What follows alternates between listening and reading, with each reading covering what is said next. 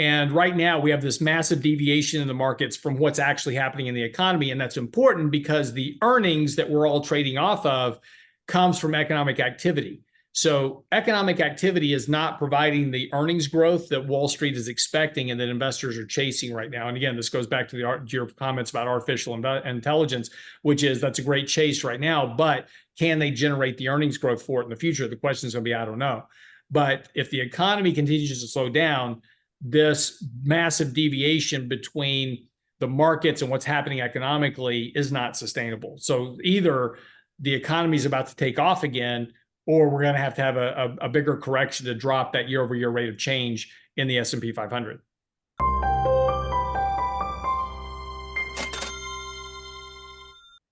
Welcome to Thoughtful Money. I'm its founder and your host, Adam Taggart, welcoming you back here at the end of yet another week, featuring my vociferous friend, Lance Roberts. How you doing, Lance? I'm doing good. It's been a challenging week for me personally, but here, and I think the lighting might be a little bit dark today. We had a huge power outage in our house, and I lost a bunch of lights. So, we'll have to just kind of suffer through today. Wow. All right. So you're recording from the Bat Cave then? Pretty much. Yeah. What caused the outage? So it was actually very interesting.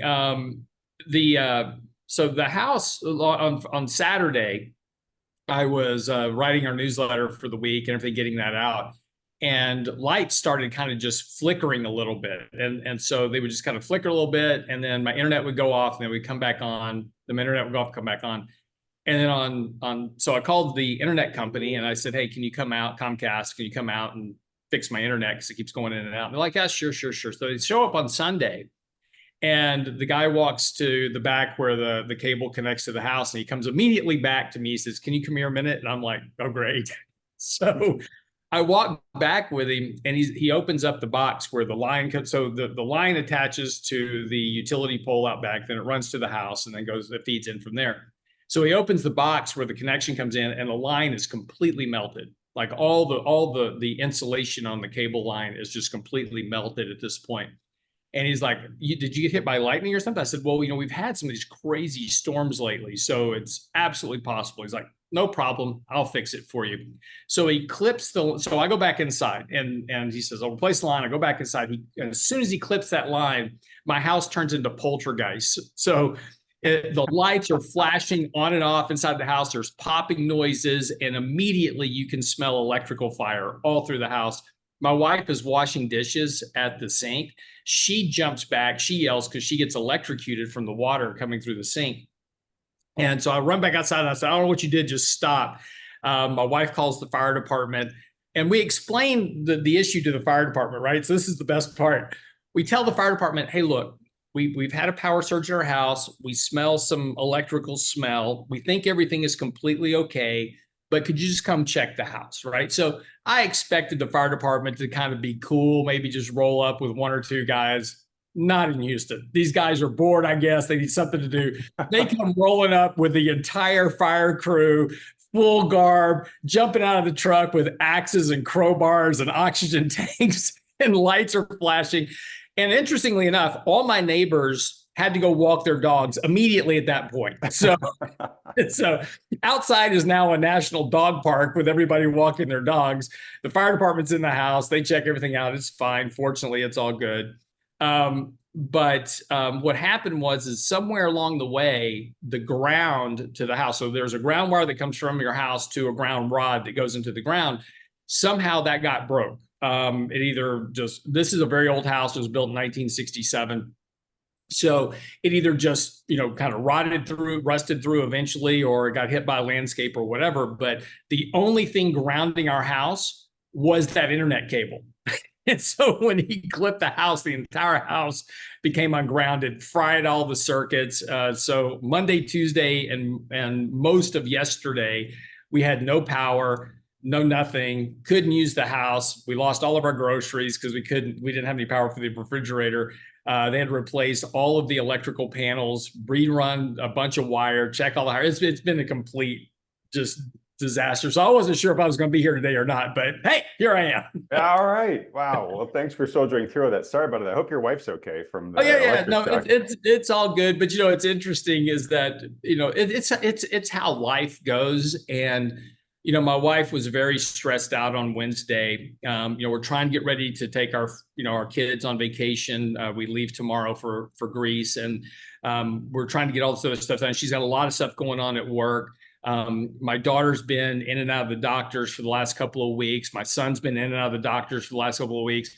And it's just kind of, how life works, where just everything just kind of hits you all at once. And it's like you just can't get a break.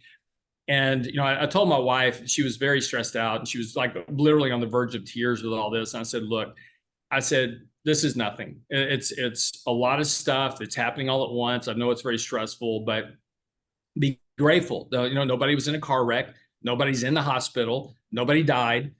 Things could be so much worse. And, just like we just have to soldier through this, get it fixed, and then, things will be okay.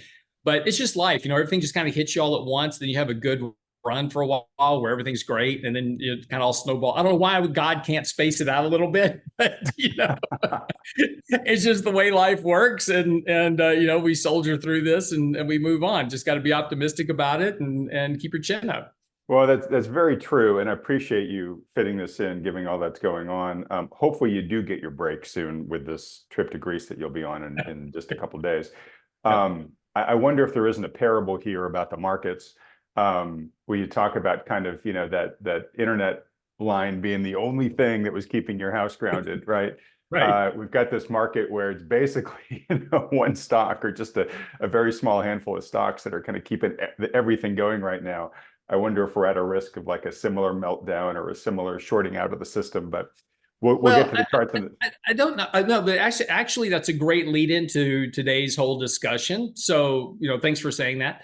I don't know, again, like with the house, so we can use this house as kind of a parable for what you just said relative to the market. Yes, we had an issue and the power shorted out the house. So it's fixable, right? We just fix what's broken and then we move forward again, right? And so that's akin to just having a correction in the markets. The house did not burn down, right? And so it's always important to separate, as you and I talked about last week. There's a very important thing about forecast, and there's three. Anybody making a forecast has to have three ingredients to be a reason. If they don't provide you these three, throw it out the window. It's not a good forecast for anything. It's got to be specific, a specific forecast for some event. It has to have a time frame to it, and you have to have what the opportunity is from that event. Without those three things, if somebody's just rattling off, oh, this is going to cause a major meltdown in the market. Okay, great. When is it going to happen? How big is it going to be? And what's my opportunity? And if they can't answer those questions specifically, oh, it's going to happen in 3 months, it's going to happen in 5 months, then it's not a valid forecast. I can make there's people who have been making that forecast since 2009 that the world was going to melt down again, and it hasn't yet. So, that's not what that does, is that keeps people from investing. And we don't want that. On Thoughtful Money, we want people to invest. We want them to grow their wealth. We want them to become successful, but we want them to be aware of the risk. And I thought this was interesting because, this brings up exactly to the point of what I'm talking about. Is I put this chart out. Let me share my screen here real quick. So I put this chart out on Tuesday on Twitter. This is the orange line is the year-to-date performance of the market. I rebased the market to 100. So January 1st of 2023 and January 1st of 2024 are rebased to 100. And so the performance is almost identical up to this point. In fact, the trajectory of the market is identical. The attitude of the market, right? We have extreme bullish sentiment right now. Investors are extremely optimistic. The hope is that we're going to get a Fed rate cut here soon. In fact, this weekend's newsletter is talking about a rate cut in July. What's the possibility of that? And then also we have this whole artificial intelligence case. Exactly the same thing we had in February, March, April, May, June of last year. It was all about AI. It was all about NVIDIA. Same thing we've got going on this year. It was a handful of stocks last year. It's a handful of stocks this year. And as you see in the blue line, We've been talking about, you and I, that we're going to have a correction, and that correction could be anywhere from 5 to 10% heading into the election. So what's the specific? So what is the forecast? A forecast is a correction. What is the specific time frame? That is sometime between August and October of this year, heading into the election. What's the opportunity? I want to buy the election bottom. Wherever that election bottom is, I want to buy it, because statistically speaking, markets rally through the end of the year. And if Trump wins the election, the bid is going to be for tax cuts and, infrastructure spending, those type of things, oil and gas in particular, a move from clean energy back to more traditional, reliable forms of energy. That'll be what the markets will start to price in. If President Biden gets reelected at that time frame, or if there's some other candidate gets reelected, the market's going to rally in the sectors that are most likely supported by that candidate. So that would go back to the clean energy, more deficit spending, those type of things. So, markets are going to respond to that. So the rally will be the same. What rallies to the end of the year may be slightly different depending on who wins the outcome of the election. But as an investor, I want to be buying that bottom on election night, whatever it is. So there's your event, there's your time frame, there's your opportunity. All right, love it. And we talked about this last week, about trying to apply this overlay to more of what we talk about here on this channel every week. So just to summarize, making the assumption that we follow last year's trajectory as closely going forward for the rest of the year as we have so far this year, this is probably a time to lighten up on longs. And you've been saying for weeks and weeks and weeks about how overbought the market readings have been. So perhaps expect a correction, 5 to 10%-ish, whatever it is, to happen around the end of this month, right? If this trajectory remains the same. Obviously, it's not going to be with that exactitude, but we're squinting here using our fingers. And then, as you've said, uncertainty to rise as we get into the election, the market de-risks. And then there's going to be a very tradable low. So be prepared to be able to take advantage of that. And again, when you look at this chart, okay, so two things, be really careful of this, right? I made this chart simply because I found it interesting that this year's market was tracing out so close to last year. And it's the same premise kind of really across the board. But be real careful with any type of analogies. You see these a lot in the markets, like, oh, here's a chart of today versus 1999 or today versus 1995 or whatever it is. The market today is vastly different than it was back then. And the odds of the market laying out exactly the same way it did previously is it's an extremely low, if not an impossible outcome that will happen. The markets are going to do something different, even though they may be very similar in price action. You see a lot of today versus 1928, right, or 1929. It's like, oh, this means we're gonna have an 80% correction in the course of next year. Be super careful buying into analogies. There's a lot of correlations. They don't always work out the same way. But this correction, if you look at the correction last year, that July peak, October low, you look at it, it's like, man, I'm just going to get out of the markets right now because look at the size of that correction.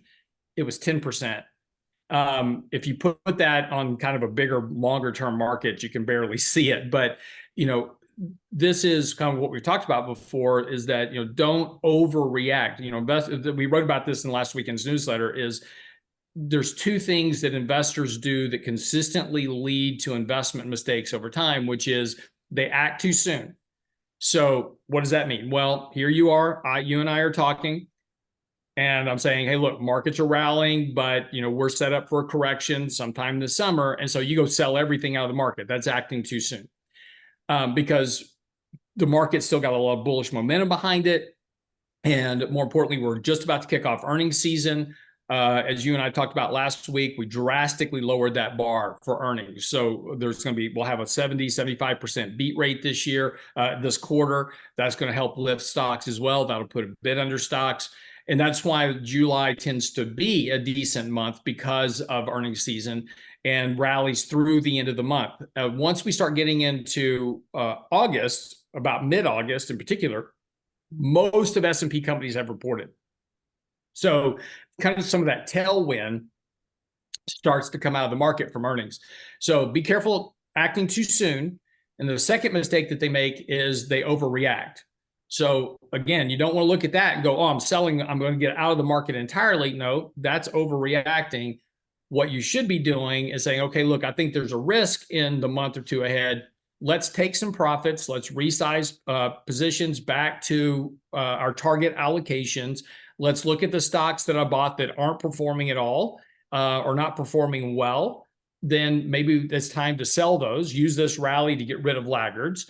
And then look at rebalancing your allocation, right? So if you had a lot of small cap, mid cap in your portfolio over the last couple of years, you grossly underperformed the index because there's a lot of problems with small cap, mid caps, and particularly in a high interest rate environment.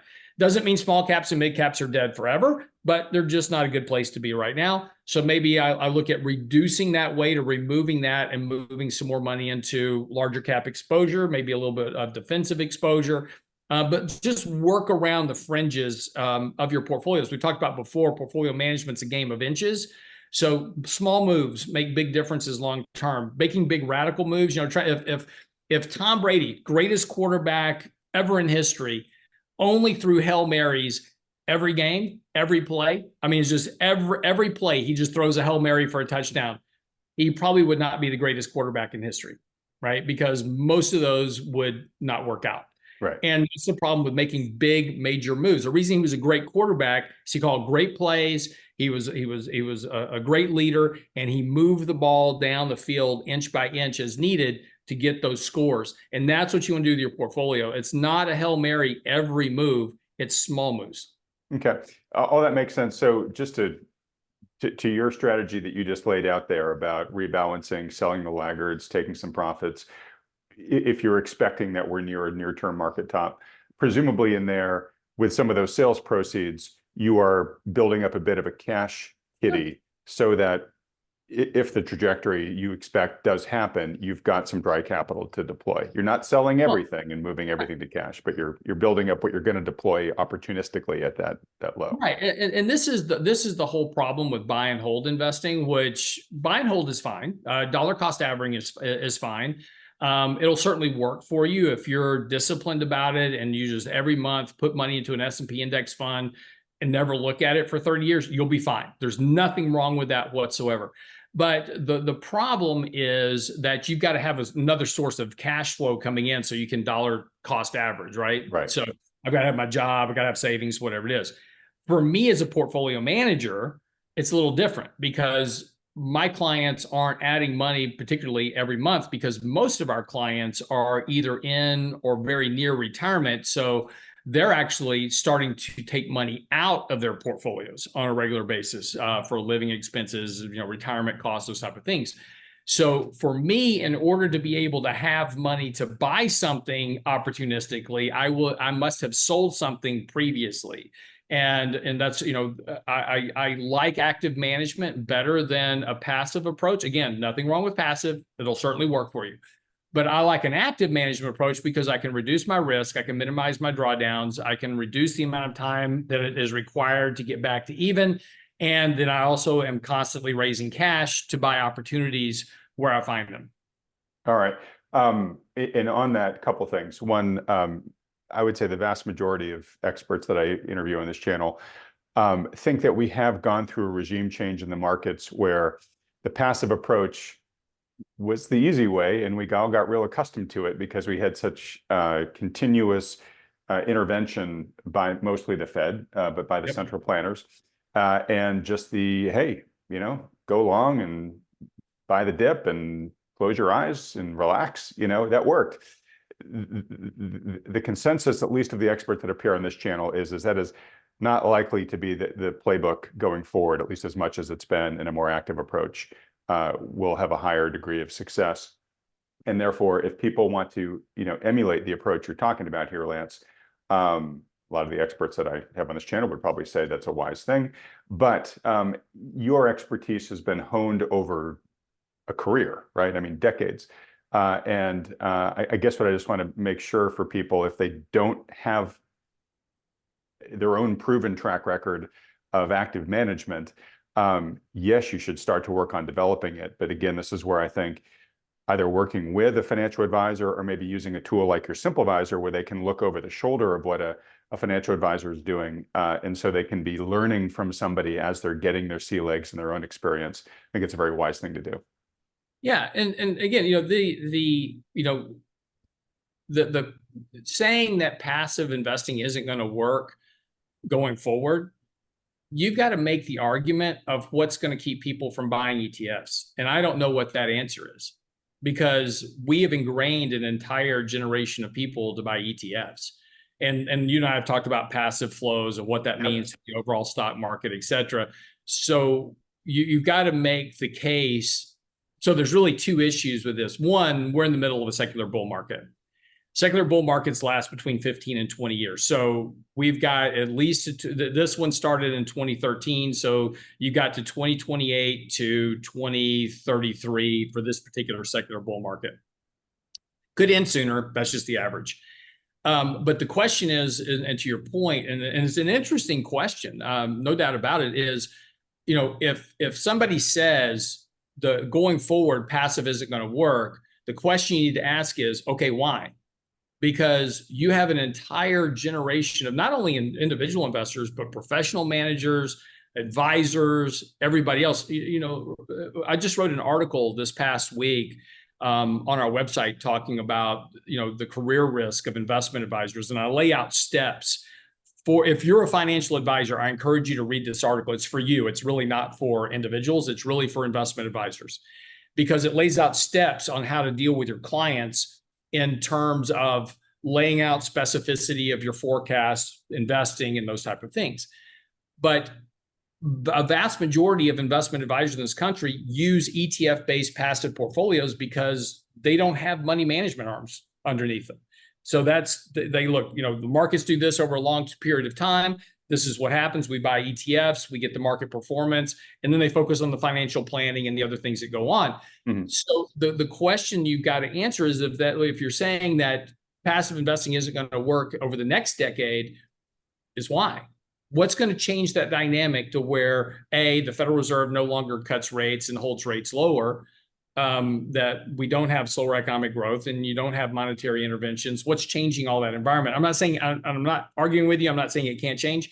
I'm just saying that's the question you've got to answer. And if you come up with a really good answer for that, awesome. I can't.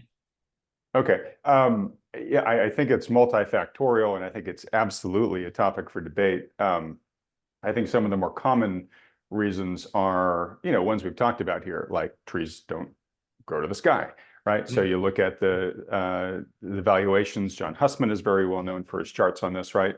That basically just say, given where valuations are right now, we're projected to have, based upon forward returns that we've seen under current conditions like we have right now, it's actually like a negative average return for the next decade plus or whatever, right? Mm-hmm. So that's one. There's inflation, which is has changed the game a bit in the near term. Not that it's slowed the markets down yet, but we've actually had a major reversal in policy, right? I mean, the Fed has reversed monetary policy dramatically over the past couple of years, and that's one of the reasons why I keep banging a lag effect drum.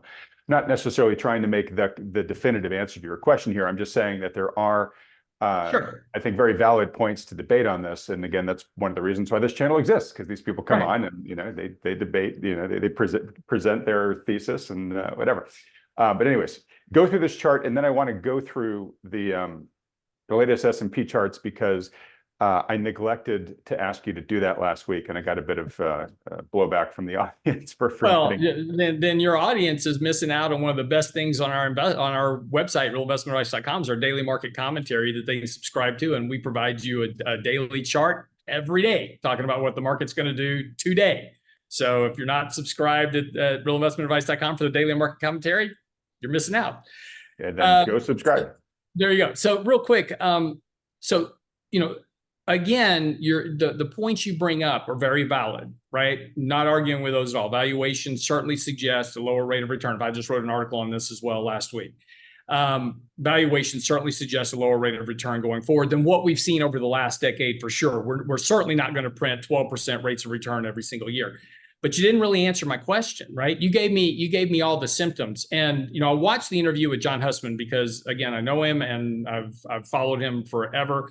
And one thing about his interview was that, your title, markets are going to crash 70%. But if you actually listen to his interview, the entire Actually, way just to be super clear, it was, yeah. could the market correct Yeah. by that much? So good bearish headline, right? Good clickbait.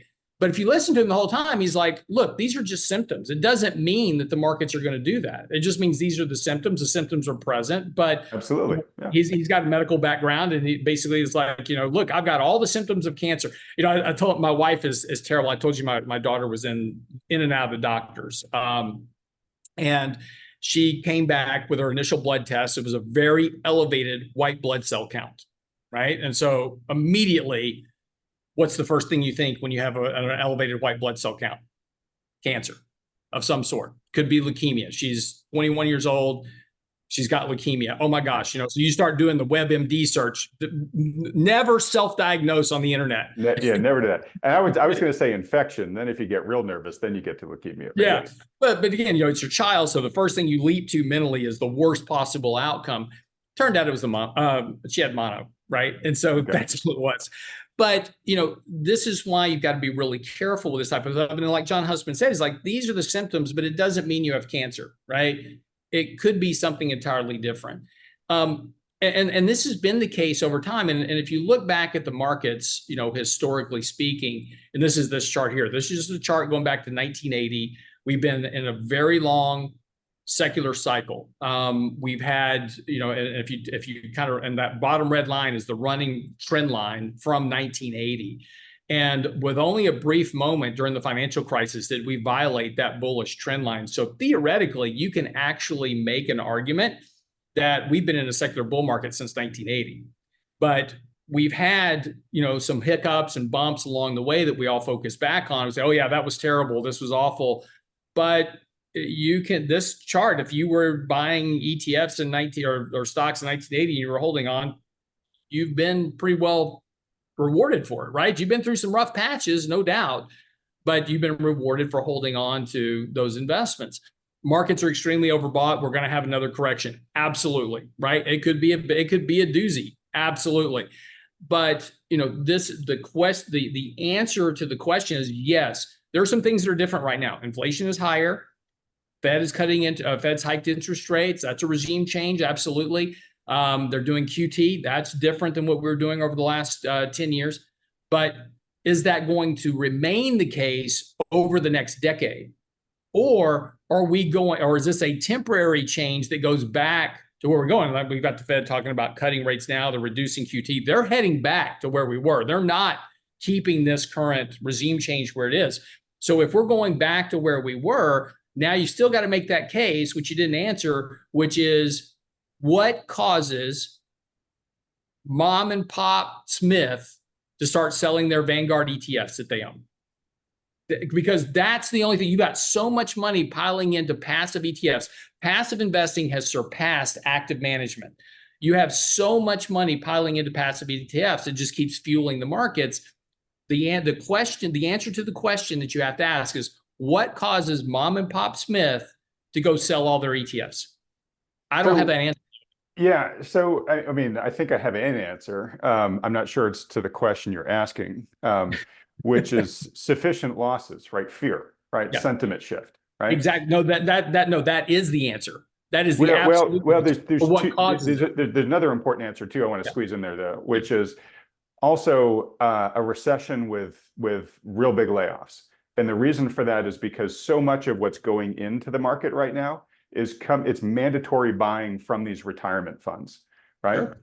So if you started reducing the workforce to a material enough level where the flows coming from those retirement accounts were to start, the growth of that would start shrinking or maybe even go negative. That's the whole Mike Green giant mindless robot suddenly flips into reverse, right? No, that's the thing, right? You've got to have enough losses that investors all at once say, I'm out, right? That's what happened in 2008. 2008, you go back and look at 2008, the market was just going through a normal correction until we put Lehman into bankruptcy and we froze the credit markets. Then everybody was like, I'm out. and it happened all at once. And so about 60% of the entire decline occurred post Lehman in 2008. Right.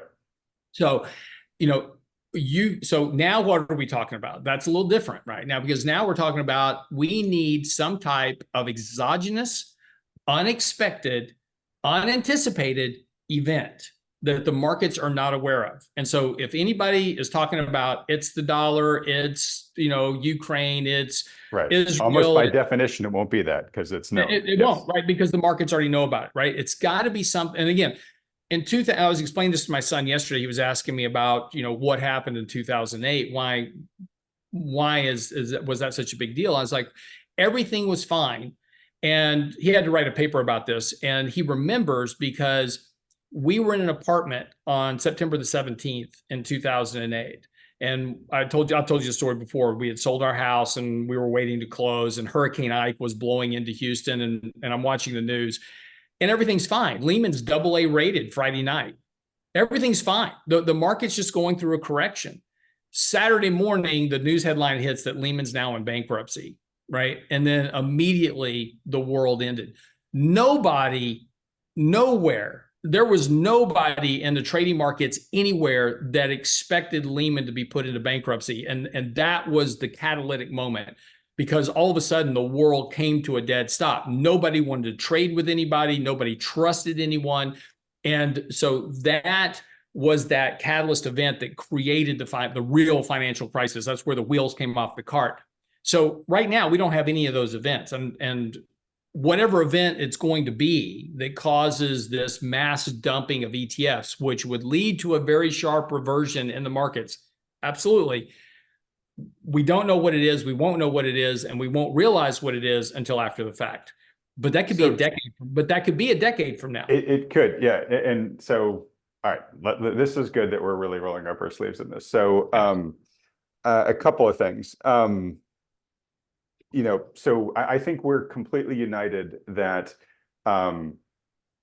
people shouldn't be losing sleep at night and taking dramatic action in their lives, certainly in their portfolios, for an unknown tail risk of unknown probability and unknown timing, right? Not that you don't maybe want to have a little insurance in place, but you don't want to go to DEFCON 5 or sorry, DEFCON 1, right? That's the scary one. You don't want to go to DEFCON 1 for a nuclear threat that you don't know where it's coming from, right? So I think we totally agree on that. Yeah. And while the sun is still shining and there's no existential threat on the doorstep, it's our job as caretakers of our futures to be putting ourselves out there in the investing world, trying, we want to earn, save, and invest, and we want to try to pursue that as best we can while we have the opportunity to do so. Totally agree with you on that. Yeah. I think in the long run, just to try to go back to what the experts on this channel say, and I'm not saying that their consensus is exactly what's going to happen. It's just the thing I know because it's the water I swim in.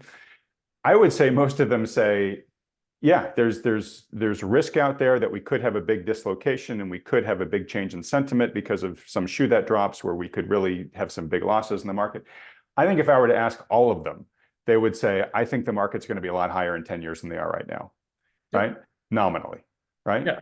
I don't think anybody disagrees with that, right? So just so you know, nobody's calling necessarily for a dark age here. And I would say that there's a few. There's a few out there that are. Well, I would say the consensus is, and everybody has their differences on magnitude, is look, risk is building in the system, and odds are not low that at some point there will be a correction of a material or more magnitude. We don't know.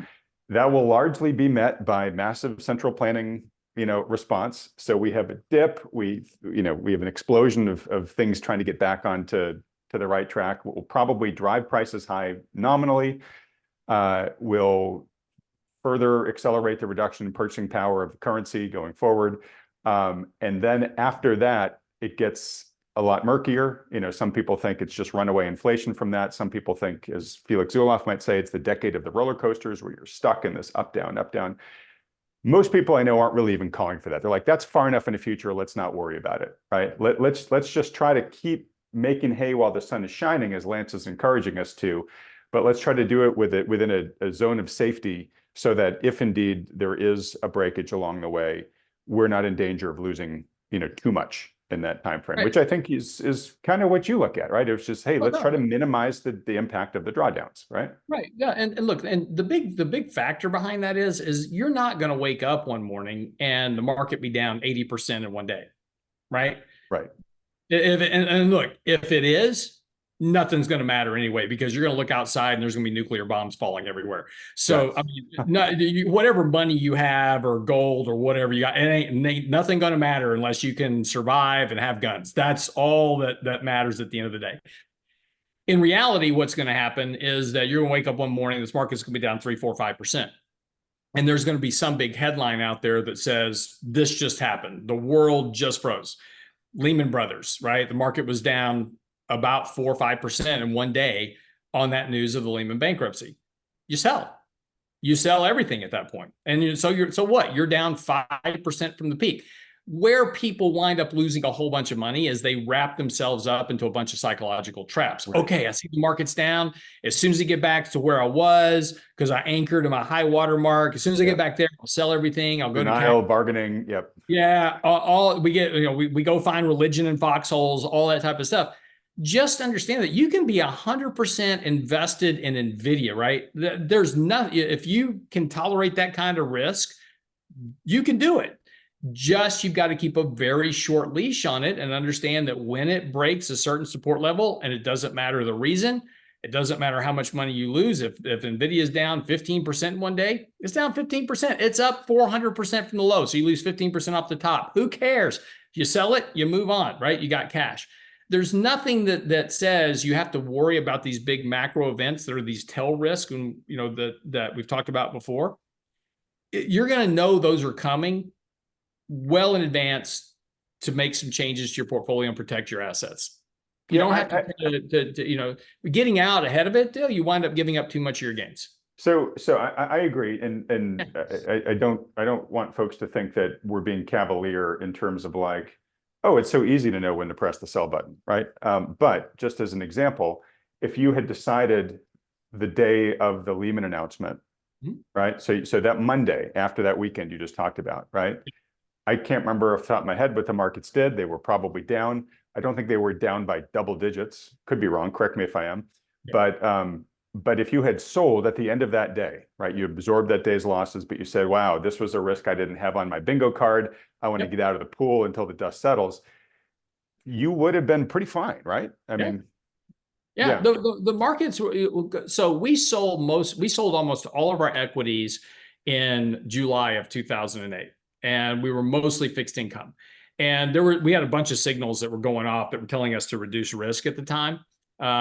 Credit spreads were heading in the wrong direction. Again, the thing to watch is always watch credit spreads. Really don't worry about headline news or whatever it is.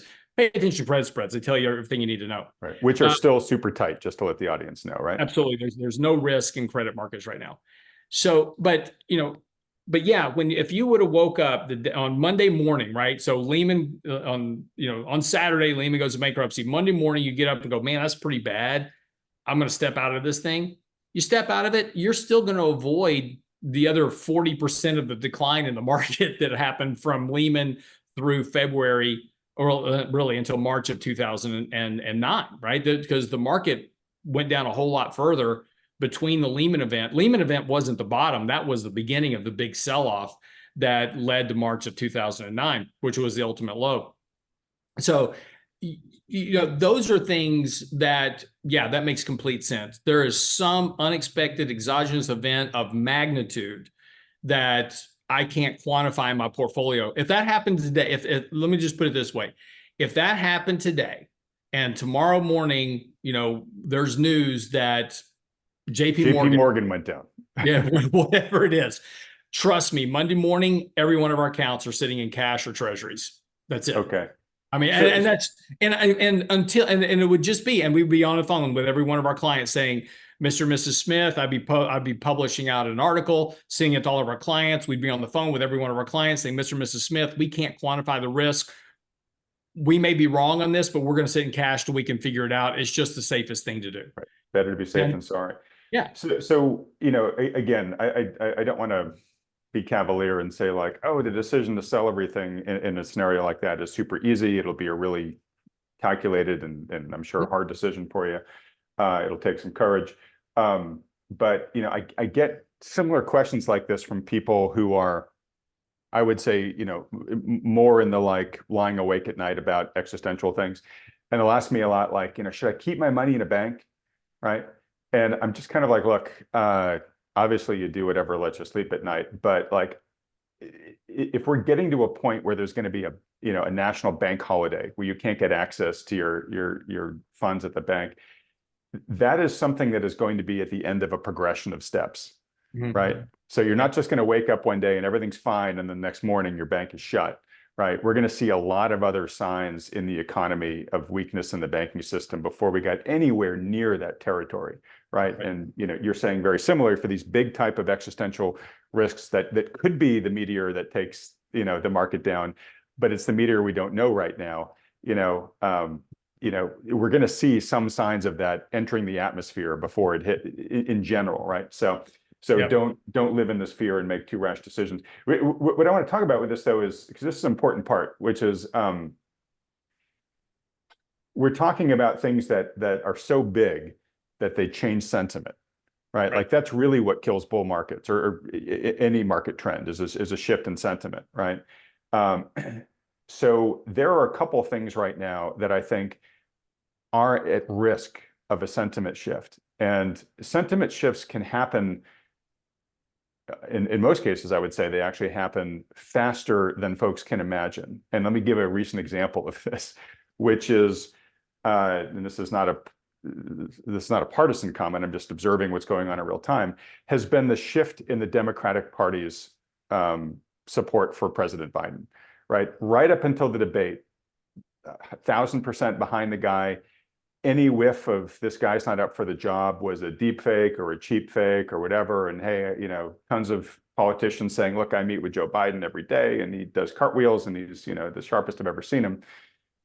And then immediately after the debate, this admission of, oh my gosh, it's bad. We got to try to find another candidate now. And there's all the aftermath that's going on here. But my point is the current state of the party, I think, was unimaginable just a couple of days ago, right before the debate. And it shifted on a dime. And now sentiment is completely different than the way that it was. So we've got two things out there. One is AI, right? Where past year and a half, that's been the main driving force behind at least the equity market, right? Is that the AI miracle is going to change everything, right? And we're now beginning to see cracks in the confidence of that. And if we get to a point where suddenly, somebody says, and I'm not an expert on this, but I did interview Fred Hickey, and he's basically saying, look, people are looking at the spend and they're looking at the incremental revenues are coming in, they don't match. And so if at some point enough companies just say, you know what, we've sunk enough stuff into this and we're just not seeing the return, that sentiment could shift real quick, right? So there's that. There's also, we're going to talk about Powell's recent comments about inflation, or even more specifically disinflation. But here's another comment that he just made. And so the day we're talking, Lance, Bitcoin's actually, I think, down at like 57,000. It just got kneecapped partially in response to what Powell said here. But Fed chair here has warned of a, quote, critical period for the Fed, calling deficit levels, quote, unsustainable. And here's his quote here. The level of debt we have is completely sustainable, but the path we're on is unsustainable, Powell said, adding the Biden administration was taking excessive risks by, quote, running a very large deficit at a time where we're at full employment, and said you can't run these levels in good economic times for very long. So we do have a policy sentiment that, hey, deficits don't matter. You know what? Okay, but let's stop right there, because that is a great comment. And I want to stop you there for a reason, because this is a very common comment that I get from our clients. I get it from prospects coming in. It's all over the media. Every time somebody wants to talk about, why we're going to have runaway inflation or whatever it is, it's because of the deficit. So the question that we have to answer is that, okay, we have this deficit. We're doing this spend. How does it, and again, this goes back to our conversation earlier. Sure. When does it become a problem, right? Is it a problem now, or is it a problem 20 years from now? Because Japan's been running a deficit 4 times our size for the last 30 years, and they're still chugging along. Not great, mind you, economically, they're hanging in there, but Well, their currency is, I think, dying in real time in front of our eyes. But yes, go ahead. yeah, but this has been for them. We've been talking about the Japan, flying Bug in search of a windshield for decades. Yeah, that was John Malden back in 2003, I think, if I go look it back up. But yeah, 2003, 2004, that was where he kind of coined that phrase, of flying a search of a windshield. So, these things can go on for a very, very long time. And yes, the debt level is currently sustainable right now. And we do need to change the amount of deficits that we're spending. Absolutely. We need to get somebody with some fiscal responsibility in office. And that's not the president, by the way, that's Congress. So we need to elect senators and congressmen that will actually start to do their job of reining in spending, being prudent about spending, focusing on growing the economy the way it should be. And so we could fix this problem over time just by changing how we approach things. But the problem with saying, the deficit's an issue, when? Because we've been talking about the deficit for the last 15 years, and we're still going to be talking about it probably 15 years from now, right? So when does it become a problem? Yeah, all I'm trying to say, I'm not trying to put it out there saying, hey, this is going to happen tomorrow, so everybody, run into the cave. What I'm saying is we're in an environment where there are, this isn't a complete unknown, like you're saying, Lehman was, but where we're saying, there are these, what do you want to call them? Pockets of risk. There are these vulnerabilities that will have to be addressed at some point, or they will become crises, and we don't know the timing. Right. But how is this a crisis? Right. This is the thing that nobody explains. So I'll say the deficit, it's going to be a crisis at some point. And it's going to be terrible for the markets. Okay. How? What is it that the deficit is going to cause? Because look, what is deficit spending? It means I'm spending money in the economy that I don't have, right? That's not a good thing, mind you. I'm not supportive of deficit spending, but I'm trying to make the clear point here.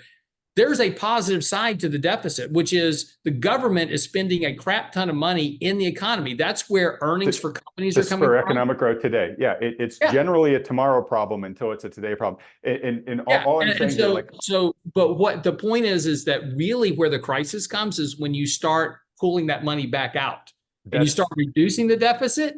That's where the problem comes. That's my point. That's my whole point here, right? Which is, we at this current trajectory, it is hard not to compute that at some point, and one of the warning signs is something like the head of the Fed saying, hey, publicly, this is unsustainable. We can't keep doing this, right? And at some point, probably forced on us, not by the wisdom of forethought, probably forced on us, whether because we elect different leaders in, like you're talking about, or whether something really breaks, where they say, you know what, the deficit's out of control, we got to rein that back in. And all of a sudden, a bunch of money that was going into the economy stops, right? And that's a sentiment shift that I'm talking about, right? So all I'm saying is these sentiment shifts can happen faster than most people imagine. And so we have to be prepared to react. I'm 1,000% there with you, Lance, that we got to be playing the game while, the conditions are there to be played. We just need to have I don't know what, I don't want to call it a plan B because you don't know exactly what's going to happen, but we have to have the capacity to react so that if indeed there's a sentiment shift and you deem, oh my gosh, I didn't have that on my playing card for, my current playbook, I got to make a big revision quickly as a result. But you understand the deficit will never be that issue. And what I mean by that is the deficit is never going to cause that sentiment shift overnight because the deficit is moves slowly. It's like an iceberg.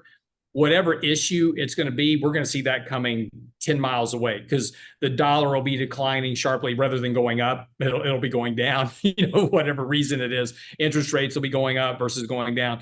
We're going to see the impact of that deficit becoming a problem long before it's a problem. So the deficit is not going to cause, and let me back up real quick. No, that's a fair point. Maybe Well, the no, AI one is more immediate, but yeah. Right. But we didn't explain what a sentiment shift means, right? And I think this is critically important for the conversation is we're talking about the sentiment shift. Well, what does that mean?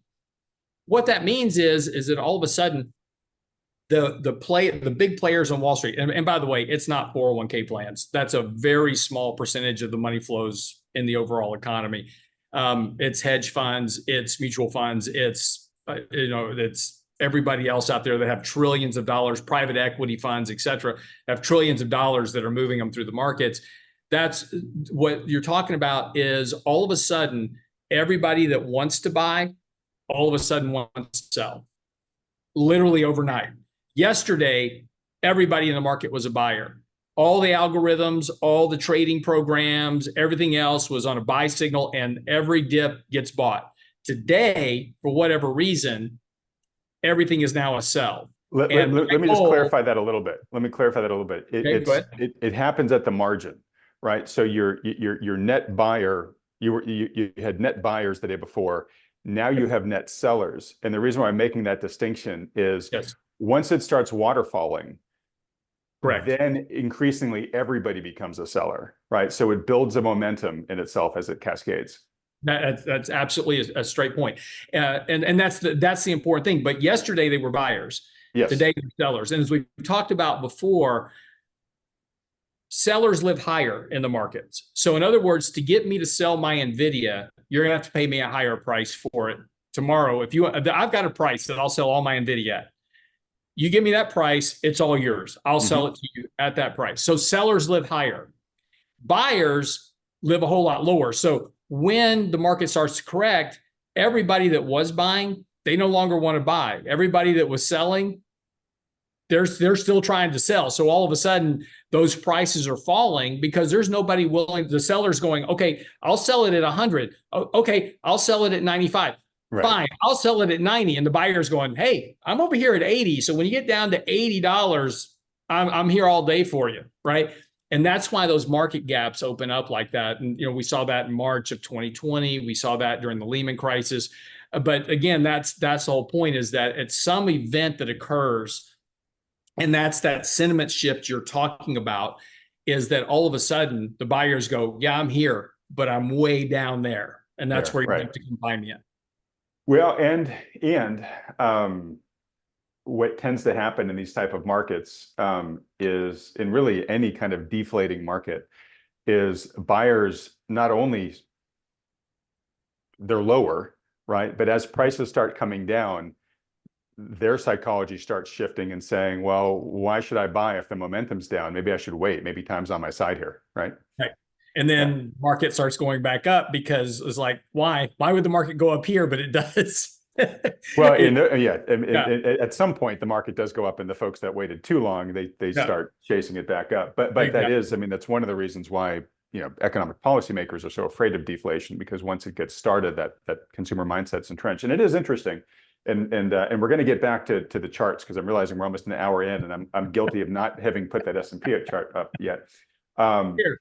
Damn it. But is we are so conditioned now that we've been in an environment where prices have gone up in everything for so long that I think we have a hard time as a society imagining price deflation anymore. Yep. And again, you've got to have, you will have price deflation, right? But that'll be during a real recession. And again, we've got to be really careful about the word recession as well, because we automatically equate the word recession with financial crisis. because that was the last real recession we had, an honest one, right? Not just shutting down the economy willy-nilly, right? The last real recession we had was in 2008. Before that was a dot-com crisis. So we now equate recessions as being these big, massive events. Recessions aren't normally like that. So a recession could be something where the economy slows down, has a negative growth rate of, a 0.5% or 1%. Job losses tick up to, 5, 6, 7, 8% unemployment. That's kind of that normal recession. It's not the end of the world. Earnings slow down. We have a decline in earnings because people are losing their jobs. And again, recessions are never a good thing. I'm not saying recessions are good, but Well, but they're there's a big healthy. difference between They are healthy though, right? they're yeah, of course they're healthy because Yeah. you get rid of all the excess. But I just want to make sure that when we say the word recession, that we don't equate a recession with a financial crisis, because those are two very different things. Yes, they can be And coincident, and I think are more likely to be with Mhm. in an era of intervention where the central planners are doing their best to try to keep recession at bay, that Yep. it is worse when it inevitably arises. Right. But I totally agree with you. I think if we had a much lighter touch policy-wise, we'd probably have more recessions, but they'd be more shallow and they'd be doing Right. their, They're good. natural function. They're good work. Yeah, and again, this is all just important to the overall conversation of where we are in the markets now. And I know we kind of digressed and we got off into some bigger topics, but just going back, this is the chart, right? That we've been promising to get to. The markets, in as I showed you earlier, the market's tracing out almost identical to what we did last year at this point. We're up about 16% year to date right now.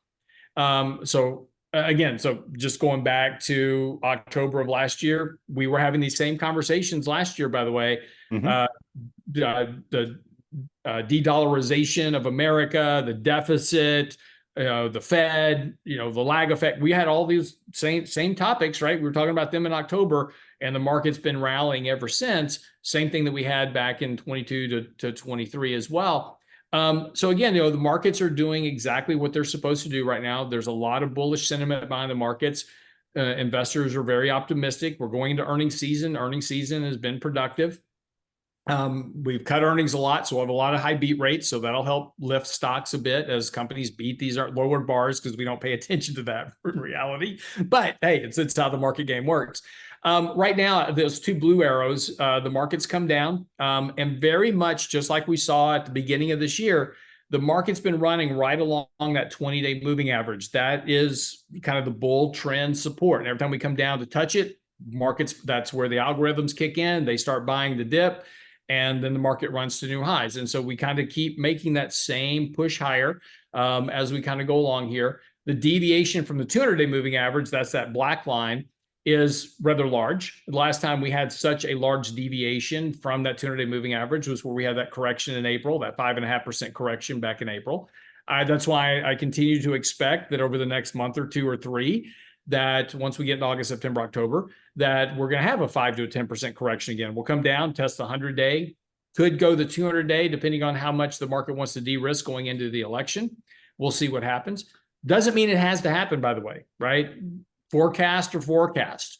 And the reason that forecasts need to be time specific and event specific and opportunity specific is so you can say, well, I was wrong. Didn't work out that way. So, now I've got to adjust, and when we'll adjust accordingly. One thing we're doing in our kind of our high net worth portfolios, in our what we call our platinum models, we're aggressively looking to add on option hedges for the markets for that 3-month period. So we're looking for the market to rally here a bit, drag up some premium in the call options, and reduce some of the premium in the put options.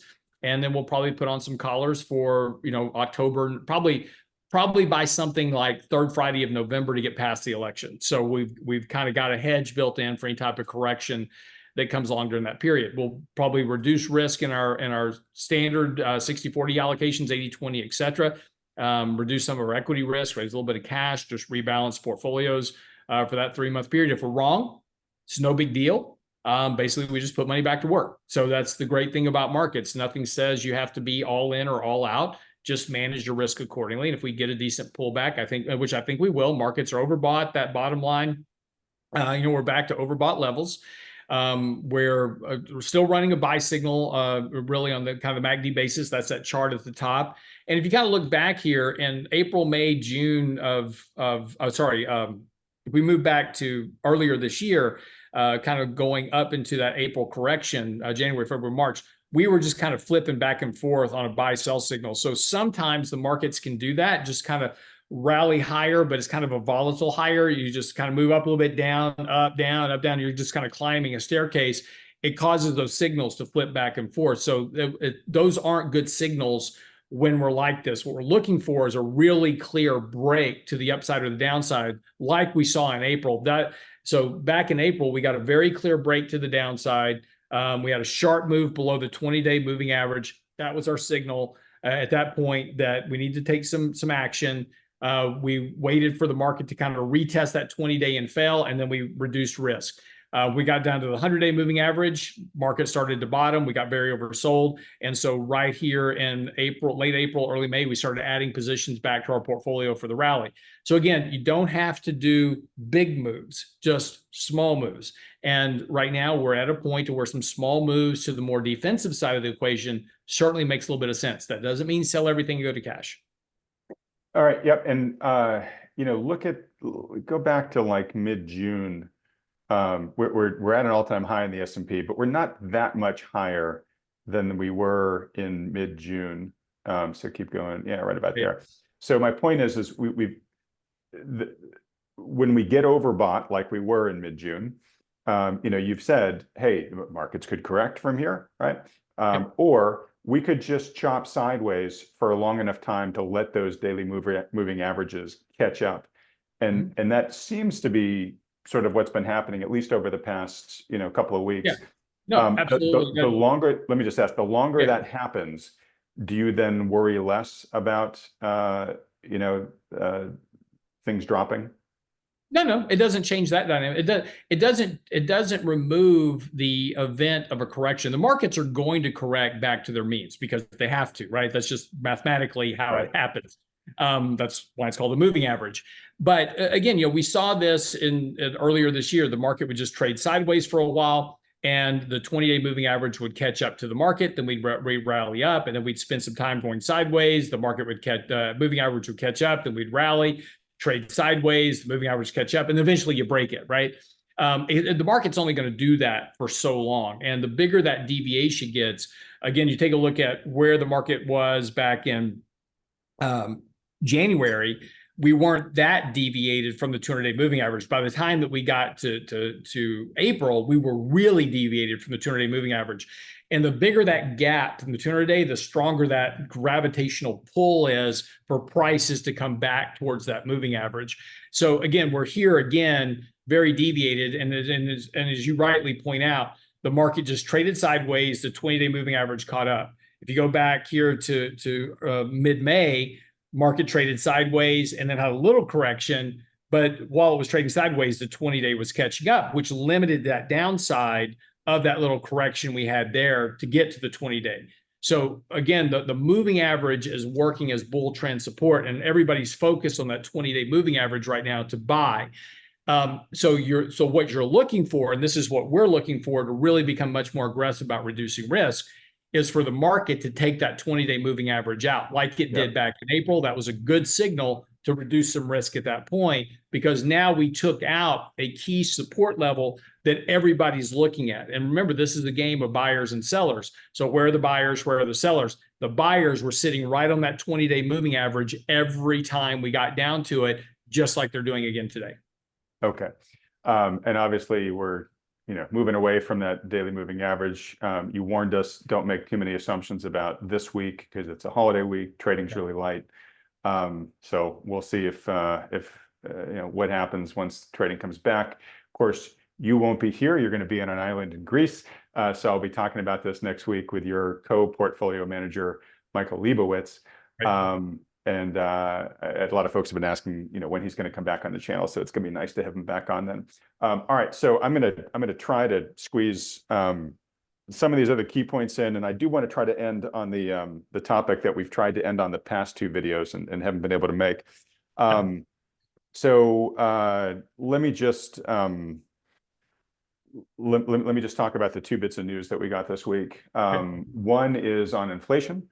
So Powell basically, did the markets a solid the other day, and basically said, hey, I'm beginning to see disinflation at the pace that we want to see it at here. And basically the markets interpreted that of, oh, okay, rate cut coming. So let me just pull up the headline for that. And I Yeah, believe you I wanted to have, talk about that too. yeah, and that's actually this weekend's newsletter is talking about that. But I have some charts that go along with this as well. So Okay, you go. great. We'll go straight to your charts. And I basically just wanted folks to see that he said, look, we're on a good disinflationary path down to our target, which the market said, okay, great, rate cuts. And hey, maybe we'll get one this month, right? But, Powell and the other side of his mouth said, as he's always said, we're going to need more data before we get confident to cut the rates. So I guess question for you is the market reading too much in this like it always does? What do you think the odds of a rate cut in July are? I think they're pretty low, and that's kind of the thrust of the newsletter this weekend is that there was some very interesting data out this week that certainly could give the Fed. And again, if the data continues, we still have employment coming up and we still have CPI coming up. Yeah. If the employment report comes in super weak or even negative for some reason, the Fed might cut in July. If CPI has a really sharp drop, the Fed might cut in July. If both those happen together, the Fed might cut in July. So there's certainly some data out there that could lead to a rate cut in July. I think the Fed may want to wait. And again, I'm not the Fed. I'm not the Fed whisperer, but this is kind of what would seem logical to me, just from a standpoint. I think it's too soon for them to cut rates. We're just starting to get some of that data that suggests that the economy is really starting to slow down. The Atlanta Fed GDP was at 4.1% when they did their first estimate. It went to 1.8%. Then we had some economic data that came in that pushed it up to over 3%. I think it was 3.1. And as of this past week, it's down to 1.7 again for the second quarter. So we've had a very, very sharp decline. So again, Powell doesn't pay attention to the Atlanta Fed GDP now, right? That's just a kind of a real-time tracker. So, but that does suggest that there's economic weakness showing up, but I don't think there's enough of that evidence that's been consistent yet. And I'm going to show you a chart here in just a second to explain what I mean by that. But it hasn't been consistent weakness that the Fed can be confident saying, okay, I'm going to start a rate cut cycle at this point. The second reason is that we are getting pretty close to the election. The election. And you've got a very contentious election coming up. And right now with this whole Biden, Kamala Harris issue going on right now, and you've got Trump on the other side, if the Fed cut rates, I think there's an argument made that could potentially affect the outcome of the election in favor of Joe Biden. So let me ask you this. Yeah. So could they cut in September if they wanted to? Because that's their next chance. But is that too close to the election? Is that too political? I think that's too close unless there is really strong signs of like a recessionary onset coming on, right? I mean, if it's evident, right? Unemployment is now 5.5%. Jobless claims are now 350,000 versus 230. If we're seeing that kind of data, I think everybody's going to be able to say, no, the Fed's cutting rates because the economy just hit the brakes.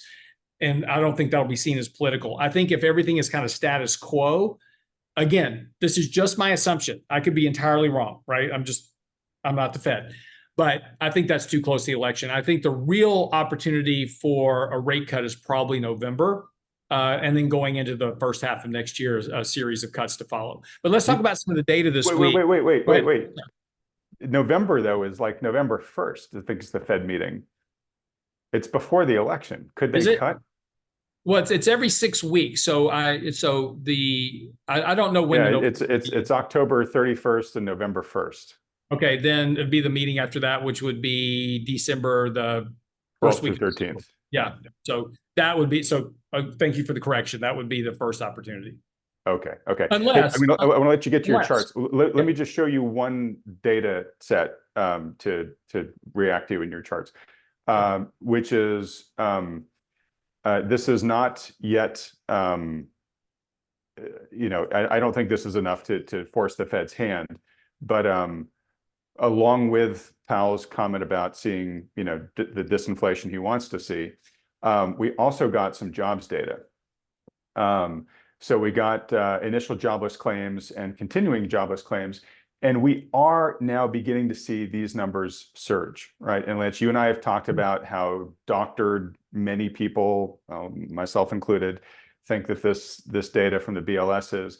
But even if that's true, that data is now worsening, right? And I think the markets took this along with Powell's comments and saying, all right, labor market, starting to weaken a bit. Like that gives Powell more air cover to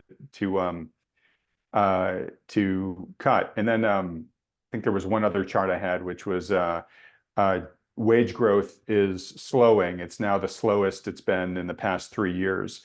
It's still positive. I mean, look, it's still better than it was for the years before in most cases. But the trajectory, obviously, is that the pendulum is shifting back power to the employer, the employees. The Great Resignation, we'll put it this way, is over, and that's a sign that the job market again is cooling. So I just wanted you to have that background because I believe you would say, look, if that data were to continue to get a lot worse, that would be something that the Fed could use. No, and it is. Look, the one thing you want to take a look at is, the unemployment rate versus 12-month moving average. Whenever the unemployment rate is higher than the 12-month moving average of the unemployment rate, you're typically pre-recessionary. We're there. That's happening. But again, just putting your data in context, jobless claims have come up, but they're still historically very, very low, right? So they are rising, but they're still very, very low from a historical perspective. So we got to keep that kind of in context, is that we're kind of bouncing along a bottom. And so that really kind of goes to one of the very interesting economic data points that came out this week, and this is the one I watch more than anything else right now, is the ISM Services Index, which had a very big collapse. It was 50. It had a big bounce last month. It was like 49 the month before, for like 49.8. It was like slightly in contractionary territory month before last. Then it had this huge jump in May. And it was like, man, where'd that come from on the services side? People are going crazy. And then yesterday, that services index went right back down to 48, actually set the lowest level that we've had here so far since the pandemic shutdown. But ISM services is important because it makes up 80% of our economy. Manufacturing makes up 20%. So if you take a look at the indexes, I create a composite. This is economically weighted. So this index is 80% services, 20% manufacturing, because that's our economy. Now, caveat, this is a survey.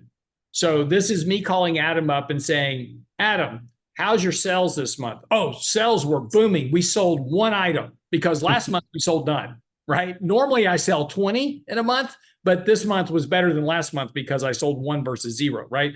So, this is a survey. It's very sentiment driven, but it's important to kind of just keep this in perspective that if you go back in history, the one thing that we've been talking about a lot lately is the manufacturing data. This is very weak, but we haven't had a recession.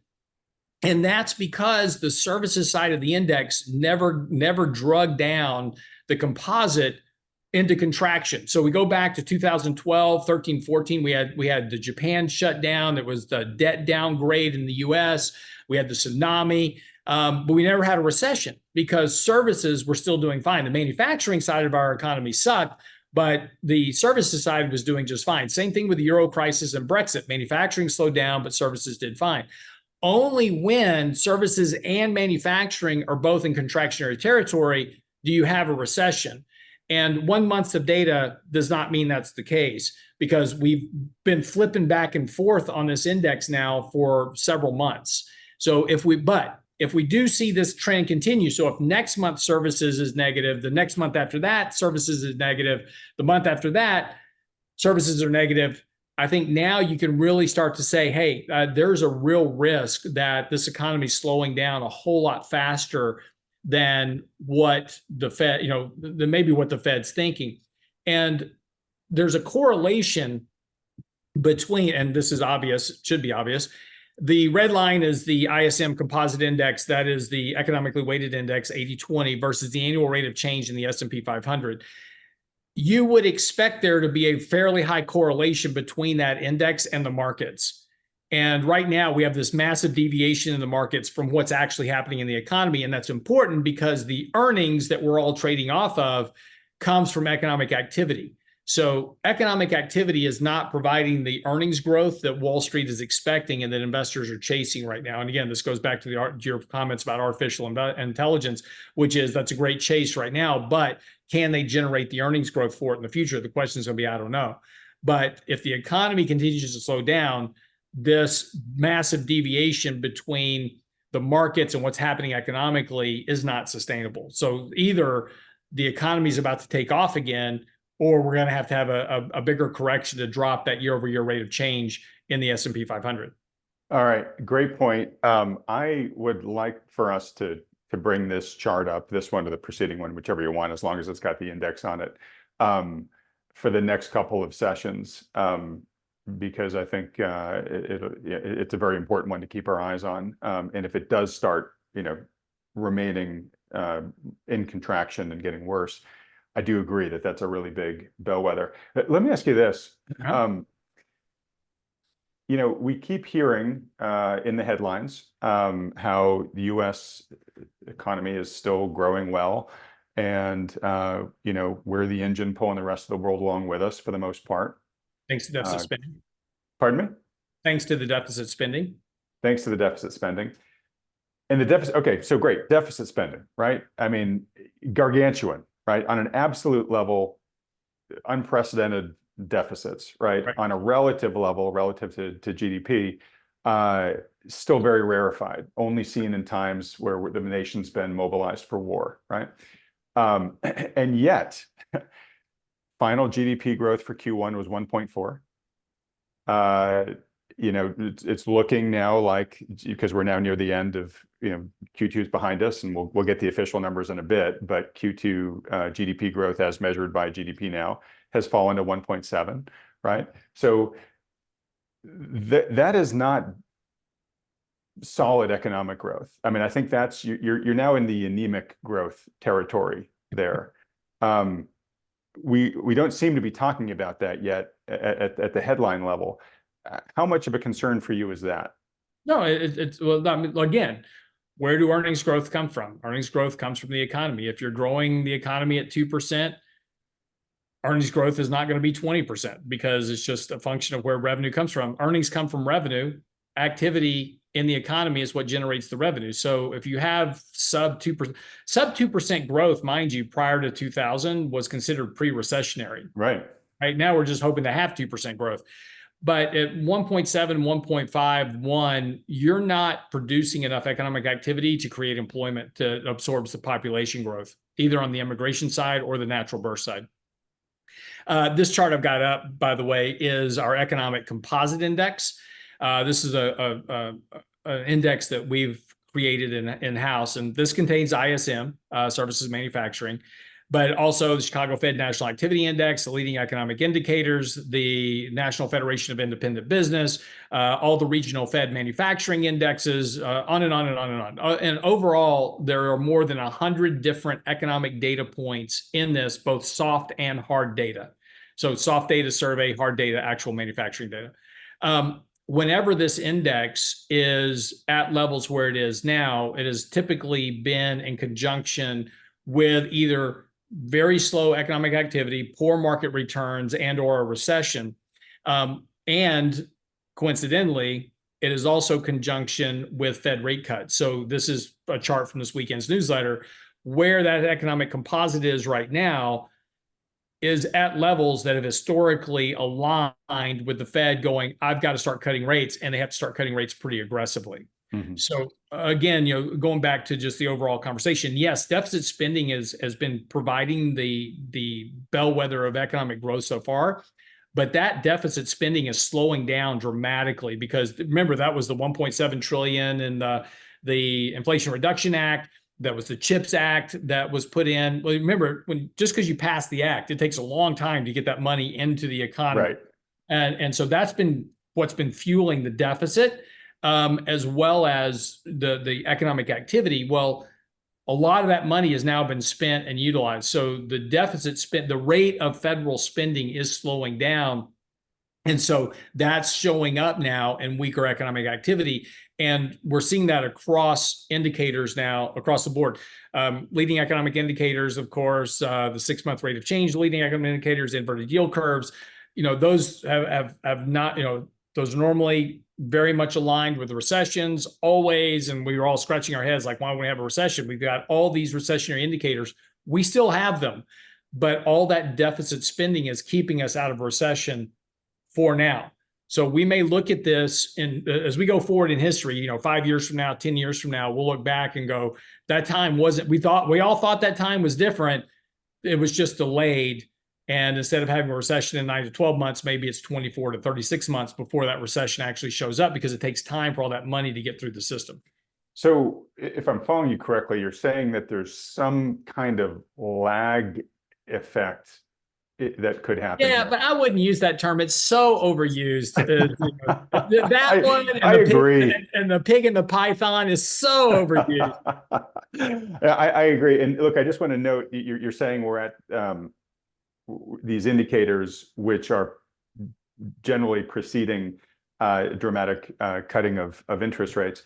I've said this many times, but because you have this chart up here, that is what history shows us happens with the conditions we have right now, and that rate cutting is coincident with a recession.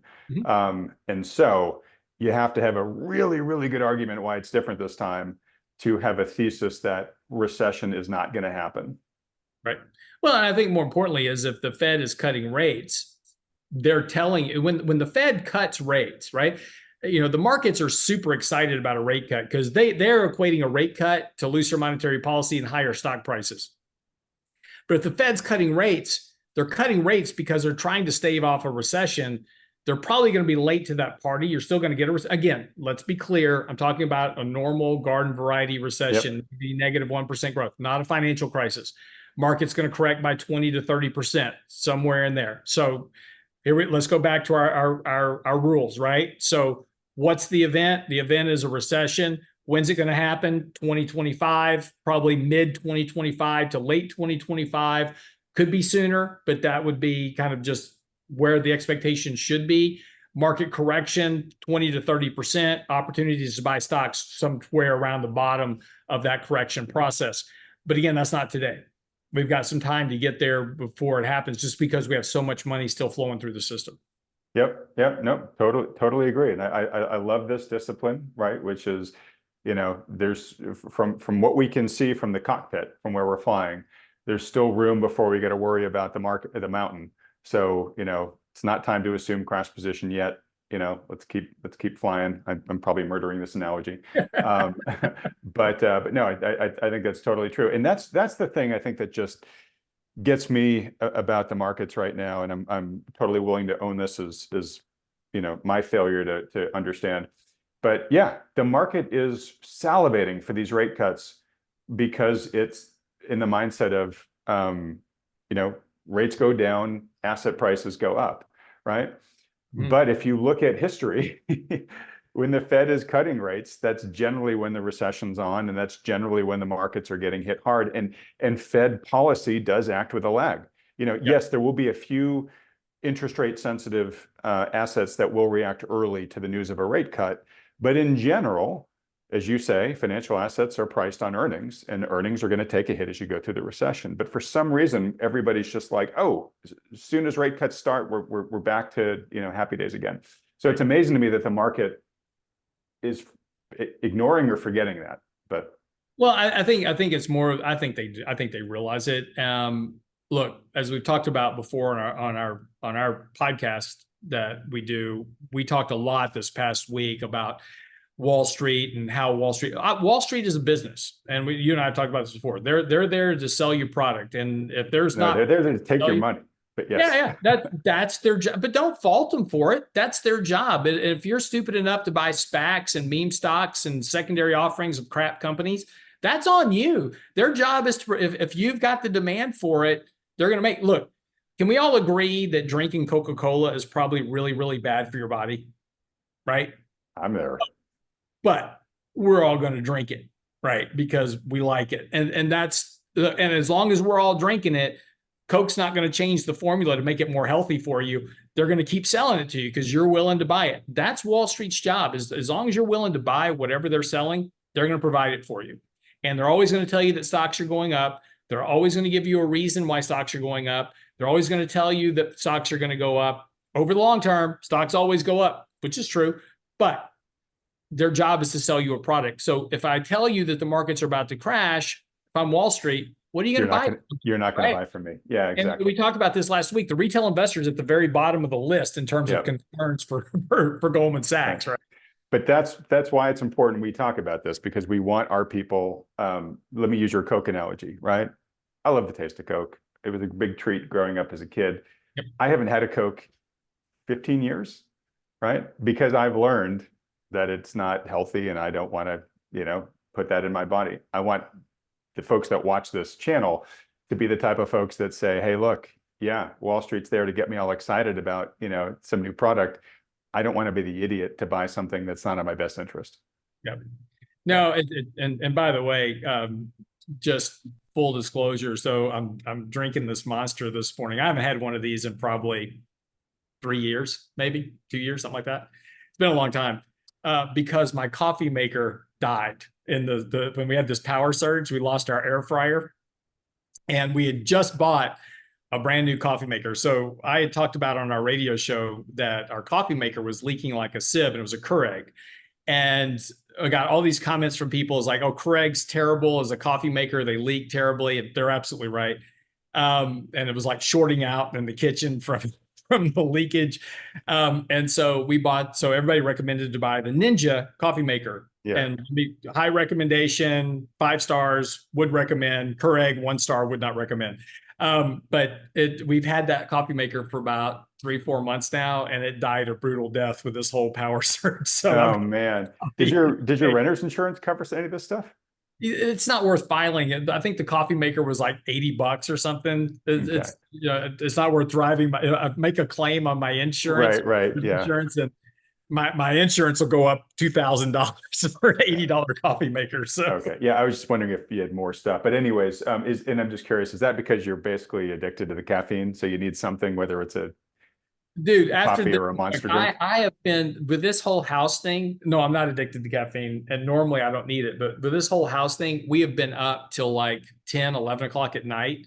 We had to go shuttle back and forth between the house and hotels, and because we couldn't stay at the house. It's 103 degrees in Houston during the day right now. Ugh. So we were shuttling back and forth hotels, moving kids around, and dogs and everything else. And so we've been up to like 10, 11 o'clock every night. And I've got to get up at 3:30 in the morning to go do our radio broadcast. So I'm just worn out today. And so thankfully you moved this to today, but I didn't get in bed till almost 1 o'clock last night, and got up at 4 this morning to do some work I needed to get done. So you and I could do this. I had to write the newsletter. So yeah, I'm just exhausted today. All right. Wow. All right. Well, look, we'll all start landing the plane here because I've got you anyways. Yeah. And I know that this was one of the last things standing between you and the beaches of Greece. So I want to get Absolutely. you there as fast as we can. All right. So I'm going to throw away everything else that I had. Let's end on the positive rant. But before we get there, trades. What trades, if any, have you made? Like we said last week on the show, we weren't planning on doing anything this week because of, again, this is a holiday shortened week. Nobody's around. All the activity that's happening this week is all on the fringes with, just kind of, we call it the inmates running the asylum. So yeah, you don't trade this week of the market because, again, whatever you think is going on this week, like a good example, I got a ton of emails about the sell-off in TLT earlier this week. And that had nothing to do with anything other than it was the end of the quarter and it was dividend distributions for the end of the quarter. So whenever an ETF like TLT or EDV or any ETF, distributes a dividend or an interest income, the value of the ETF is reduced by the value of the dividends pushed out. So you see this value drop on your portfolio, and you're like, oh my gosh.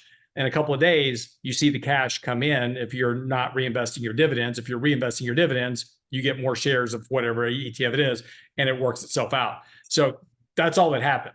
But again, this is really key because everybody was trying to come up with, oh, this data or that data means inflation's going to come roaring back. No, it's not, had nothing to do with that. It was end of the quarter rebalancing and dividend distributions. Okay, and this is too unfair to ask you to do this in just 30 Sure. seconds, but very, very quick. We did see a pretty big jump in the 10-year yield. Why? Because of end of quarter rebalancing.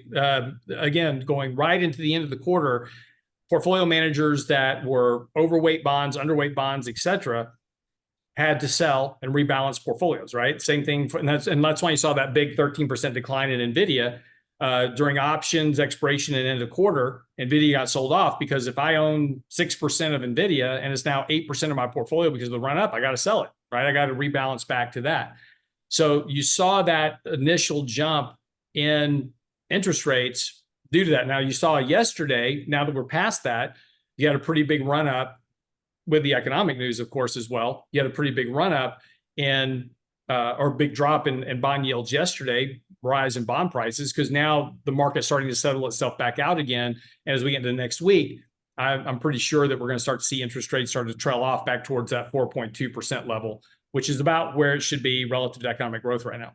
Okay, so just to put a lid on it, you're saying, look, folks, don't look into a macro reason for this. It's not a sign of shifting risk preferences. And remember, we had a big run up. We had a big drop in yields over the last couple of months. Yields were way overbought. So just technically, all you did was work off an overbought condition. Now they're oversold, right? So if you're looking for an opportunity to buy some bonds, that was this past week. There was actually a good little entry point to add bonds to your portfolio if you needed to.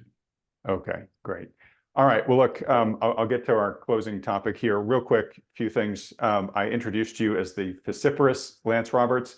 Vociferous means having separated or advocating separation from another entity. I thought that was a good adjective for the July 4th holiday, America's Declaration of Independence. You and I are recording this on the 4th, so just wanted to acknowledge that, Lance. And I do wish you a very happy Independence Day, and I hope everybody watching is having had a great one by the time this video has come out, but has taken a chance to reflect on the benefits and freedoms that we enjoy for decisions that very wise and courageous people made 250 years ago.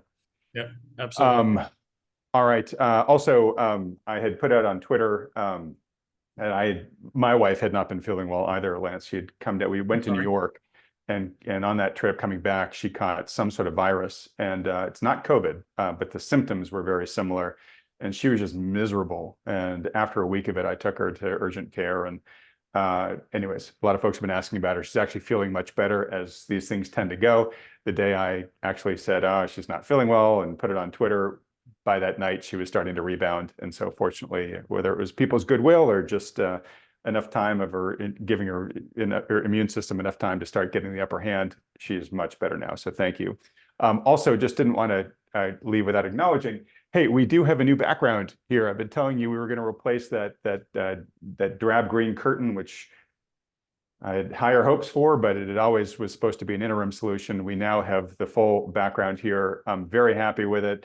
It's based on these great slabs of white oak, and I live in Sonoma County, Northern California, which if you spent time here, it's a very beautiful place. So I love the fact that this is sort of inspired by Sonoma County, both with the white oak itself, but also we wanted to fill it in with some nature that reminds us of the green rolling hills here in Sonoma County. Everything you see here is locally sourced. Anyways, very glad to have it in place. I do want to give a shout out to the folks at Inspired Spaces Design, who are the folks who designed and installed this. If you're ever looking for any sort of design work, can't recommend that firm enough. I'll have their contact info in the description below this video. All right, in landing the plane here, Lance, Sure. as you remember, I went to New York City to ring the closing bell the other week. It was a lot of fun. And I spent some time with a friend of mine there. And it just spending time with him reminded me of this great life lesson that he has taught me. So it's my friend Pete. Pete and I went to high school together. I grew up in a tiny little town in Connecticut. Our high school, public high school, nothing special. Drew from 3 towns. I think I had 125 other kids in my class. You know, it's a small little podunk public high school in the middle of nowhere. And anyways, there were 4 of us who did a lot of like theater, right? The theatrical productions. And what was great about where I grew up is you could kind of be involved in almost anything you wanted to be involved in because there were so few kids. You know, they were always happy to have people that were interested in participating. So anyways, the 4 of us were pretty into doing the theater stuff. And what was great about it was 3 of the 4 of us ended up becoming very accomplished in the performing arts. So one woman went off and created a band, and she's been a professional performer in her own band since. Another one became a pretty successful actress. Her name's Gretchen Mol. She's appeared in movies like Rounders with Matt Damon. She was a lead in the Boardwalk Empire series with Steve Buscemi. Yellowstone, the Kevin Costner, super success show. She plays his wife when they have the flashback series. So Gretchen's had a fantastic career. And then my friend Pete, Pete was just always very gifted. He had a great singing voice.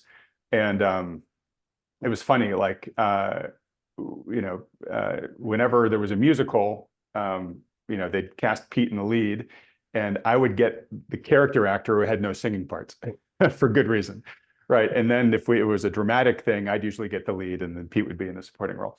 But anyways, Pete, I remember him telling me when graduation came along, he said, "Hey, you know what? I think I'm not going to go to college. I think I'm actually going to go to Broadway and try to see if I can make it there." And I remember at the time being really nervous for him. He was from, pretty rough upbringing, didn't have a lot of support from his family. So if he was going to have to make his way no matter what he did. And he wasn't the world's best student, right? So didn't have a ton to fall back on if this Broadway thing didn't work out. And there's a ton of people that go to Broadway or Hollywood to try to make it and, obviously don't. Well, anyways, he had a fantastically successful career. He ended up being the lead in almost any production you can think of. He was the lead in Les Mis. And in fact, when he was younger, he played the role of Marius, which is a pretty big role. And as he got older, he then got recast as Jean Valjean, right? So he was the lead in Les Mis. He was the lead in Miss Saigon. In fact, he actually fell in love with the woman playing opposite him, and they got married. That's his wife right now. He was in Phantom of the Opera. He was in Chicago. So he's just crushed it, and he's had this lifelong career on Broadway, and had a wonderful life. So the thing that I took away from Pete, because I asked him once, I was like, "Geez, Pete, I'm so proud of you. How did you at such a young age have the conviction to do this?" And he said, "I just knew what I was good at, and I had a vision of what I wanted to do, and I deliberately didn't give myself a safety net. If I did, I knew I wasn't going to work as hard, and I knew to get my vision, I had to be like 1,000% bought in to make it happen." And this is the lesson I took away from Pete, which is, when you've done the work to build your skills and create a vision, you also need to have the courage to bet on yourself to be successful. And he had the work ethic and the self-confidence to go do this. And then, of course, the rest is history. It ended up doing really well. And I, interestingly, in contrast, like I was the quote unquote like smart one in my high school, and I went to an Ivy League college and then ended up going to business school and whatnot. But I never had the self-confidence. I always, as I look back on my career, played it way too conservative. I felt I was really good at taking tests, but I didn't know what value I was going to create in the world. And that really held me back. And I looked at Pete's career over time and got more and more inspiration from it until by the time I finally hit my big transitional moment at 40, I decided to follow Pete's lead. And what was fun about this is it really wasn't until creating Thoughtful Money where I fully bet on myself, right? Even along the way over the past 15 years that I've become more independent. I had a business partner, or I was partnered up with another company. This was the first time I was able to truly just fully bet on myself. And that what was so fun about going back to New York this past time is I was invited to go ring the closing bell at the New York Stock Exchange. I had been in the New York Stock Exchange before when I was a junior banker for Merrill Lynch, hating the job, hating the role. And it was so fun to finally be invited by that organization to come back for what I'm doing authentically, right? It was almost sort of like the universe rewarding me for finally listening to it and just fully betting on myself. So I give this whole arc to hopefully give people some inspiration to do this. If you're asking yourself, hey, I just don't know enough about who I am to feel comfortable betting on myself, highly recommend you look into that Johnson O'Connor test that we've talked about in the past, Lance. It was really helpful for me in my journey here and making my decision. But there are tools that can help you uncover that if it's not already clear to you. But Lance, I knew that this was going to be sort of near and dear to your heart because I know that you're a guy who learned early in life to bet on himself, and that's worked out well for you. And I know that you work with a lot of clients, and my assumption is your more successful clients are those who decided earlier in life to bet on themselves. Well, yeah, absolutely. And this is the one thing, and I told you before, I lived out of my truck for 3 years, and and like your buddy, I gave myself no choice but to succeed. I moved to Houston, and I had nothing on me, right? And so it's just, but I figured if I can make it in Houston, I can make it anywhere, right? So, yeah, and I had to just go all in with it, and this is what always bothers me when people talk about, oh, capitalism sucks, it's not fair, blah, blah, blah. No, capitalism is great. It's very fair. It's brutal, but it's very fair because with capitalism, if you're willing to take the risk, if you're willing to do the work, put in the time, you really can't fail. You may fail along the way, right? Numerous times. But as long as you keep trying, eventually you're going to find success. It's unless you were just doing crazy stuff, right? But if you have a solid business plan, if you have a vision, if you have a passion, whatever it is, you can take advantage of the capitalistic system because it will allow you to succeed and be successful. You got to be smart. It's going to be tough. Capitalism is brutal. The strong survive, the weak perish, and you cannot be weak because if you show weakness, it will eat you alive. It is very Darwinistic in its nature. But the people, two things I always tell my kids growing up is, you hear this term that, well, money can't buy happiness, right? That's one of them. And I've never heard a rich person say that, right? Because money doesn't buy happiness, but it buys you a whole lot of whatever comes in second, that helps you be happy ultimately down the road. So the thing we have to remember is that and for me, money is not the goal. My goal is not to make money. Money is a byproduct of what I do. And if I make money, that's great. I would do this job for free because I love to do this job. And we put out a ton of content on our website that I could charge for. Our newsletter is free. Our daily market commentary is free. Our podcast is free. Our YouTube channel is free. All of our blog posts are free. It's all there for you to help you be a better investor because that's what I love to do and helping do that. Now I have to charge to manage clients' money because I have employees I have to pay. I have to pay rent for an office space and those type of things. So, I do have to monetize some of my business, but if I could do it all for free and still feed my family, I would. But money's not the driver, right? And if you go into any type of business venture with the idea that you're going to be rich, you're already going to fail, right? Because you're approaching it entirely wrong, and you will wind up failing if your whole goal is just to be rich. That's not going to happen.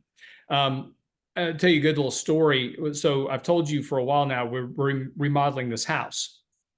So we sold our house a couple of years ago, moved into a rental. That's where all the excitement happened this past week, was in the rental. One beautiful thing about being a renter, that $15,000 electrical panel, not my tab. Mhm. So, all belongs to the landlord. There is a good reason to rent. But my wife, we bought a house, we're remodeling it. We're going to be moving in at the end of the month. Very exciting, right? We have a cabinet maker that is a young gentleman. He went to architecture school here at University of Houston. He dropped out his first year of college. Just college wasn't for him. And so he dropped out of school because what he loved to do was to do woodworking. And he has now created a whole business of building cabinetry. And he's absolutely fantastic. He's a one-man shop and he builds just fantastic furniture, cabinets, etc. Loves what he does. Absolutely loves what he does. He's so happy at it. He doesn't make a ton of money, but his business is successful and he's doing what he loves to do. His passion is being fed. That's capitalism. And so everybody has the ability to do that. You just have to be willing to take that risk of failure. And that's the big scary part, Adam. You went through it. I've been through it. It's saying, man, if I do this, what happens if I take this risk and it doesn't work? It's a real problem. It's a real risk that happens. About 80% of businesses fail within their first 2 years because of lack of capital, trying to take too much money out of the business and not willing to put the time into the business. And that's the big challenges of being successful as a business owner. It will absorb your whole life for the first 5, 6, 7, 8 years. Anybody that's built a successful business will tell you they spent 80 hours a week or more at their business. They slept on the floors, they slept in the building, they whatever it was, but they were in that business 80 hours to 100 hours a week, every day. They were in there working to be successful. People that are willing to do that don't even start because, again, capitalism will eat you alive. Yeah, so totally agree. And we've talked about the importance of failure, so I'm not gonna overemphasize that here. But it's the best teacher, and I think one of the most important skills to learn early on, and especially for your kids, I completely recommend this, is learning that failure isn't fatal is just a critical skill. Right? Because so many people, that's a fear of failure that keeps them from starting. And then if they do start and they fail the first time off, which are more likely to do, right? They say, oh, I tried, I couldn't do it, right? And to realize that, no, a failure is just a success that hasn't been turned around yet, right? That is a massive essential learning process to becoming, fully expressed as someone who's going to chart their own destiny. And the analogy I was thinking as you were talking about how brutal capitalism is, it's Darwinistic by design, is you can lose a lot of battles and still win the war, right? There's, I don't think, pretty much no general that has a perfect track record, right? You get out there, you put your battle plan together. They say no battle plan survives first contact with the enemy because just there's too many unknowns. Stuff happens, and then you learn and adjust. And over time, in fact, you can lose the majority of battles, but as long as you win the key ones, you can still win the war, right? So that's what capitalism is. And so getting in there with that mindset of like, yeah, I'm gonna get bruised. I'm gonna fall on my face a couple of times. I just need to get up more times than I get down. Critical part of it. And again, that was really kind of core to Pete's thing, where he, we were hanging out and he was telling me his start, and he had a couple of, false starts and things that weren't going so hot. He was kind of running out of money. And then he got cast in this Barbra Streisand thing, I think it was. And it just, that was the catalyst that opened the door for him. And then he had the gumption, the talent, and the self-confidence to walk through it, and the rest is history. But the key part of that is that he had to keep trying and knocking on that door until finally the door opened. And that's any business, right? That's any business you want to do. You got to keep going, because you're going to hit hurdle after hurdle after hurdle, and you've got to get over all of them to get to success. If you quit, then you're never going to get there. Right. And just to be super transparent with folks, once your business is quote unquote successful, I've been doing this now Thoughtful Money is new, but I've been doing this for a good long while. Lance, you've been doing what you're doing for a good long while. It's never easy street. right? You're always working. Now the thing is, it gets easier for you because you have more experience, your constitution's stronger, you're wiser, right? You can reduce risks, you can identify opportunities better, all that type of stuff. It's like an experienced prize fighter getting into the ring. He's confident he's going to win, but the guy's not just going to lie down on the mat. He's going to be taking swings at him, right? Exactly. All right. Well, look, Lance, great week. Wish you all the best there on the beaches of Greece. Real quick, folks, if becoming self-actualized to the highest degree in your mind means watching these weekly market recaps so you can get your weekly dose of Lance, please let them know by hitting the like button, then clicking on the red subscribe button below, as well as that little bell icon right next to it. And just a reminder, I think we're now like only 3,000 subscriptions away from the 100,000 subscriber mark on this channel. So if you're one of the 50,000+ people watching this that hasn't subscribed yet, please do so. It'll really help us out.